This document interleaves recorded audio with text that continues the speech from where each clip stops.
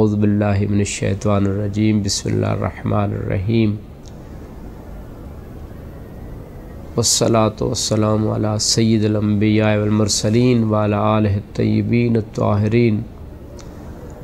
अज़्ज़ान मोहतरम, ये 10 number volume अखलाक अहलुल बैत अलैहिमुस्सलाम के उन्वान से बात चल रही थी उस आया मुबारका के हवाले से कि जिसमें अल्लाह सुब्हानहू व तआला ने इरशाद फरमाया कि रोज़े क़यामत न माल फ़ायदा देगा न औलाद, मगर इंसान अगर दिल की पाकीज़गी और सलामती के साथ खुदा की बारगाह में हाज़िर हो तो फिर माल और औलाद भी फ़ायदा देंगी और इंसान का हर अमल काबिल कबूल हो। बात इस मरहले पे पहुंची थी कि इंसान अगर अपने आप और अपनी औलाद के दिल को सही और सालिम रखना चाहता है, पाकीज़ा रखना चाहता है, तहारत का हामिल रखना चाहता है, गुनाहों से बचाना चाहता है, गुनाहों से पाकीज़गी दिलाना चाहता है, तो फिर कुछ ऐसे कवानीन, ऐसे रूल्स को अपनाना होगा जो अक़ल और शरीयत ने हमें अता किए हैं। उन्हीं मराहिल में इंसान एक मरहले पे पहुंचता है कि जब बच्चे की तरबियत हो जाती है, बच्चे को दीन कामिल की इजमाली तौर पे जो ज़रूरी चीज़ें हैं वो अक़ायद और अमल के एतबार से सिखा दी जाती हैं और उसको ऐसी सोसाइटी, घर का माहौल भी दीनी दिया जाता है, उसको टीवी और नेट के एतबार से भी वो चीज़ें उसको समझाई जाती हैं कि ऐसी चीज़ों की तरफ नहीं जाना जिससे तुम्हारी अक़ल व अक़ीदा और अमल और अखलाक ख़राब हो जाए, और वो उस पर अमल पैरा हो तो उसकी निगरानी की जाती है। माँ बाप निगाह रखते हैं हर हवाले से। एक मरहला आता है घर से बाहर का मरहला कि उसके दोस्त कैसे हैं, कौन कौन दोस्त हैं, वो कौन से इदारों में पढ़ता है, इदारों का माहौल असरअंदाज होता है, कौन से स्कूल में पढ़ता है। अगर ऐसा स्कूल मुहैया नहीं है, ऐसी सोसाइटी के जो मुआशरे में जो मुआशरा ही ख़राब है, जो बच्चों को दिलों को पाकीज़गी को तबाह बर्बाद कर देता है, फिर ऐसे मुआशरों से हिजरत करना वाजिब है ताकि इंसान अपने दीन को बचा सके। ये सबसे कीमती चीज़ है इंसान के लिए, इंसान की इंसानियत के लिए। बाहर के माहौल में ऐसा स्कूल देखे, ऐसा कॉलेज देखे कि जिसमें जिस्मानी और मादी तालीम के साथ साथ रूहानी तालीम का बंदोबस्त हो।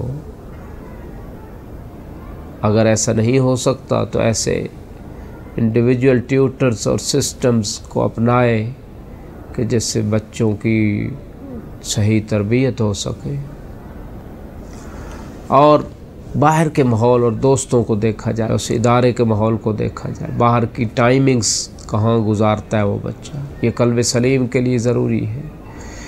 इस क़ल्ब सलीम को सलीम रखने के लिए ये बात ज़रूरी है कि जब बच्चा बलूग़ की मंजिल तक पहुँचता है फिर उस पर ख़ुसूसी तवज्जो हो हर हवाले से, न सिर्फ़ उसके रिज़्क़ के हवाले से, न सिर्फ़ उसकी तरबियत के हवाले से, न उसके दोस्तों के हवाले से, बल्कि उसके इश्तिगाल के हवाले से कि वो कितना मसरूफ़ रहता है। फिर एक ऐसा मरहला आना चाहिए कि जिस मरहले में इंसान की इफ़्फ़त व तहारत के लिए और आला अखलाक के लिए ज़रूरी है कि एक मुनासिब वक्त पे उसकी शादी का इंतज़ाम किया जाए। ये मुआशरे में एक नेगेटिव थिंकिंग मौजूद है कि जनाब जब बहुत उम्र गुज़र जाती है जवानी के बाद, 14.5 साल का 15 साल का बच्चा जवान होता है, 9 साल की शरीयत के तक तो बच्ची जवान हो जाती है, तो उसके बाद का जो पीरियड है ये शैतान के लिए बहुत आसान पीरियड है, गुमराह करने का, नफ्स की पाकीज़गी को ख़राब करने का।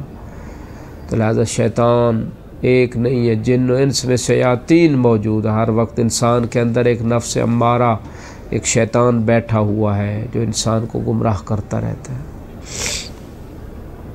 लिहाजा इंसान को चाहिए कि ऐसे मराहिल में ख़ुसूसी निगाह रखे। वालिदैन, मुअल्लिमीन हज़रात, खैर खा हज़रात, ऐसे मरहले में एक इंसान की कामयाबी तहारत नफ्स पे ख़ुसूसी तवज्जो दे, सब का फरीज़ा है, सब का किरदार है। अमर बिल मारूफ़ नही मुनकर हर आकिल बालिग पे वाजिब है।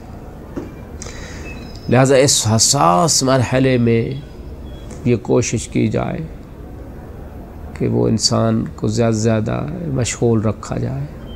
और इस मरहले में बेहतरीन तरीका जो इस्लाम ने बताया है वो शादी का तरीका है, नफ्स की पाकीज़गी के लिए, तहारत के लिए। और लोग जो लेट शादियां करते हैं उसके बहुत सारे जो है इफ़ेक्ट्स बॉडी के ऊपर भी पड़ते हैं, इंसान की रूह के ऊपर भी पड़ते हैं। बहुत सारे लोग अपनी रूहों को बर्बाद कर बैठते हैं, तहारत नफ्स को ज़ाया कर बैठते हैं, दिल की पाकीज़गी को ख़त्म कर बैठते हैं कई कई गुनाहों से। ये वो मरहला है। इस मरहले में इस्लाम ने सॉल्यूशन दिया, लेकिन उस सॉल्यूशन पे अमल नहीं होता। खुदा ने कहा वमा मिन दाब्बतिन फिल अर्ज़ि इल्ला अल्लाह रिज़्क़ुहा, कि ज़मीन के ऊपर हर मखलूक का रिज़्क़ अल्लाह की ज़िम्मेदारी है। लेकिन इंसान को चूँकि अल्लाह के ऊपर यकीन नहीं है, अल्लाह के राज़िक़ होने पे, लिहाजा रिज़्क़ की तलाश में इंसान बाज़ औक़ात जो है अपने रूह की पाकीज़गी को ख़राब कर बैठता है। हाँ, ये अलग बात है कि अगर इंसान दीनदार है, माहौल दीनदारी वाला है और उसका एक बुलंद टारगेट है, जिस शादी उस टारगेट के हुसूल में अगर माने है तो लेट करना कोई इश्काल नहीं, बल्कि कभी लेट करना वाजिब हो जाता है। ये एक अलग मसाला है। रूह की तहारत और पाकीज़गी के लिए इंसान का ये मरहला बहुत, मैंने कहा कि बहुत मुहिम तरीन मरहला है, जो इंसान जवानी के आलम में खुदा की ताअत में, कुरान की तिलावत में, कुरान के मानी को समझने में, उसके अमल करने में गुज़रता है।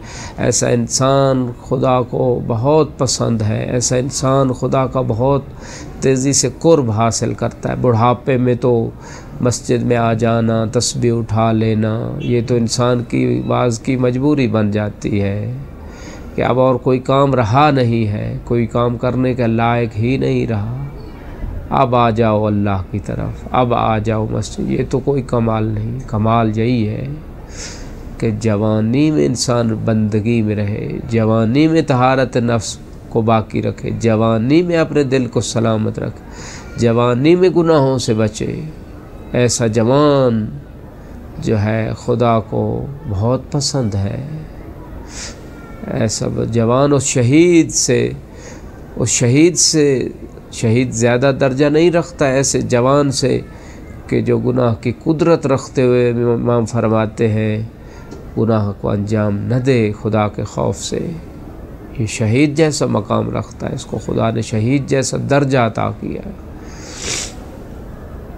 ये जिहाद नफ्स का बहुत अजीम तरीन मार्का है। ये जिहाद नफ्स का एक बहुत बड़ा मार्का होता है जवानी के बाद, और इसमें बहुत सारे लोगों का एक वजीफ़ा शरई बनता है हर हवाले से, रिज़्क़ हलाल के हवाले से, तालीम व तरबियत के हवाले से, सोसाइटी के हवाले से, इश्तिगाल के हवाले से, हर हवाले से इंसान का एक वजीफ़ा शरई।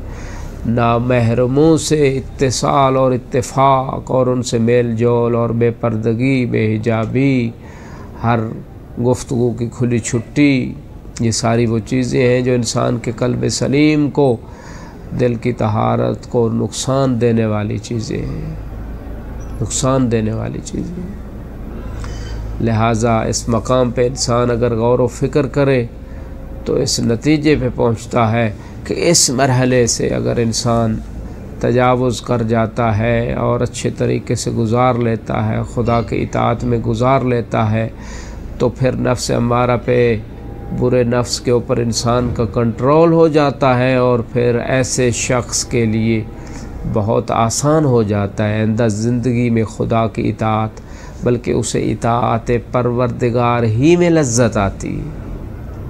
और नाफरमानी परवरदिगार से इंसान को नफ़रत हो जाती है, इंसान को बेचैनी होती है, इंसान को नाखुशगवारी होती है जब इंसान ऐसे मराहिल को तय कर लेता है तहारत व पाकीज़गी के आलम में। जनाब कासिम की ये उम्र जो जवानी के करीब या जवानी की उम्र थी, उस उम्र में जब इमाम हुसैन अलैहिस्सलाम ने पूछा कैफ़ तजिदुल मौत, ए बेटा कासिम मौत को कैसे पाते हो, फरमाया अहला मिनल असल, ये तो शहद से ज़्यादा मीठी है। ये तहारत नफ्स का नतीजा है कि नुसरत दीन में, नुसरत इमाम में, आला इंसानी अक़दार की बका के लिए एक जवान इंसान जिसकी उमंगें हैं, जिसकी ख्वाहिशें हैं, जिसके सामने दुनिया है, वो मौत को शहद से ज़्यादा मीठा कह रहा है। ये तहारत नफ्स की कमाल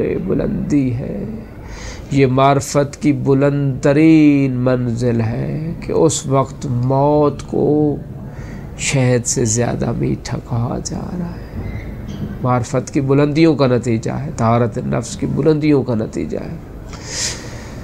जनाब कासिम, जनाब अली अकबर, इन जैसी हस्तियों जिनके बच्चे हैं, जिनकी बाज़ हस्तियाँ वो करबला में, जिनकी अभी जवानी के आलम में नई शादियाँ हुई हैं, जिनकी ज़िंदगी के मराहिल हैं, जिन्होंने अभी बहुत कुछ देखना है दुनिया से, वो मार्फत और तहारत नफ्स की इस बुलंदी पे है कि वो मौत को खुदा की रज़ा के लिए, खुदा के दीन की बका के लिए, अपनी आखरत के लिए, नुसरत इमाम के लिए, नुसरत दीन के लिए मौत को शहद से ज़्यादा मीठा समझते हैं। आज इस दुनिया में इमाम ज़माना अलैहिस्सलाम मज़लूमियत की ज़िंदगी गुजार रहे हैं। कितने ऐसे पाकीज़ा नफ्स हैं जो अपने नफ्सों को इसलिए पाकीज़ा रखते हैं कि इमाम की नुसरत की जाए, और इमाम अगर ज़ाहिर हो जाए तो उनके ऊपर अपनी जान को कुर्बान कर दिया जाए, मौत को शहद से ज़्यादा मीठा समझा जाए। ऐसे मरहले की ज़रूरत है, और यही अबूदियत की बुलंदी है, अबूदियत का इसमें कमाल है, परवरदिगार की इसमें रज़ा है, और इंसानियत के लिए ये कमाल है। व आखिर दावाना अल्हम्दुलिल्लाहि रब्बिल आलमीन। अस्सलामु अलैकुम व रहमतुल्लाहि व बरकातुहू।